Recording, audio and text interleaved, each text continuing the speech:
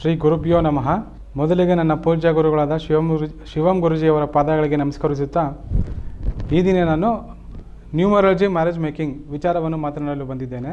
Numerology marriage making ಏಕೆ ಮಾಡ್ತಾರೆ, ಏನಕ್ಕೋಸ್ಕರ ಮಾಡ್ತಾರೆ ಮತ್ತು ಯಾವ ಸಂಖ್ಯೆಯವರಿಗೆ ಯಾವ ಸಂಖ್ಯೆ ಬೆಸ್ಟ್ ಪಾರ್ಟ್ನರ್ ಆಗ್ತದೆ ಮತ್ತು ಯಾವ ಸಂಖ್ಯೆಯರಿಂದ ಇವರು ಸಮಸ್ಯೆಯನ್ನು ಅನುಭವಿಸುತ್ತಾರೆ ಎಂದು ತಿಳಿಸಲು ಈ ದಿನ ನಾನು ಬಂದಿದ್ದೇನೆ.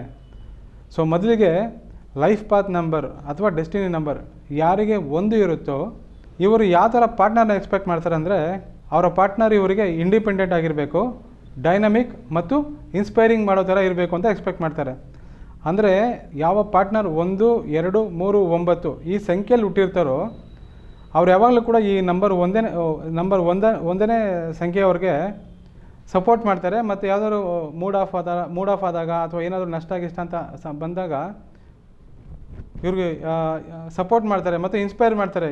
ಯಾಕೆ ಈ ಥರ ನೀವೆಲ್ಲ ಬೇಜಾರು ಮಾಡ್ಕೊತಾರೆ, ಏನು ಕಷ್ಟಪಡ್ತಿದ್ದೀರಾ, ಆಗುತ್ತೆ ಜೀವನ ಅಂತೆಲ್ಲ ಇವ್ರು ಇನ್ಸ್ಪೈರ್ ಮಾಡಿ ಧೈರ್ಯ ತುಂಬಿ ಮತ್ತೆ ಕೆಲಸಕ್ಕೆ ಹೋಗೋ ಥರ ಮಾಡ್ತಾರೆ. ಹಾಗೆ ಇವರಿಗೆ 4, 6, 8, 7 ಈ ಸಂಖ್ಯೆಯವ್ರನ್ನ ಇವ್ರು ಯಾವುದೇ ಕಾರಣಕ್ಕೂ ಮದುವೆ ಮಾಡ್ಕೋಬಾರ್ದು. ಮಾಡ್ಕೊಂಡಿದ್ದಾದರೆ ತುಂಬ ಸಮಸ್ಯೆಯನ್ನು ಅನುಭವಿಸ್ತಾರೆ.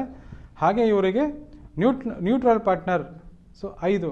ಸೊ ಹಾಗಾಗಿ ಈ ಸಂಖ್ಯೆಯವ್ರನ್ನ ಇವರು ಮದುವೆ ಆಗಬಾರ್ದು. ಸೊ ಹಾಗಾಗಿ ಯಾರಿಗೆಲ್ಲ ಶಾಸ್ತ್ರದ ಮುಖಾಂತರ ಮದುವೆ ಮಾಡ್ಕೊಳ್ಳೋಕೆ ಇಷ್ಟ ಇಲ್ವೋ ಅಥವಾ ಶಾಸ್ತ್ರದ ಮೇಲೆ ನಂಬಿಕೆ ಇಲ್ವೋ ಅವರು ನ್ಯೂಮರಾಲಜಿ ಮ್ಯಾರೇಜ್ ಮ್ಯಾಚಿಂಗ್ ಮುಖಾಂತರ ಮದುವೆ ಮಾಡಿಕೊಂಡರೆ ಅವರ ಜೀವನ ಸುಖವಾಗಿರುತ್ತದೆ.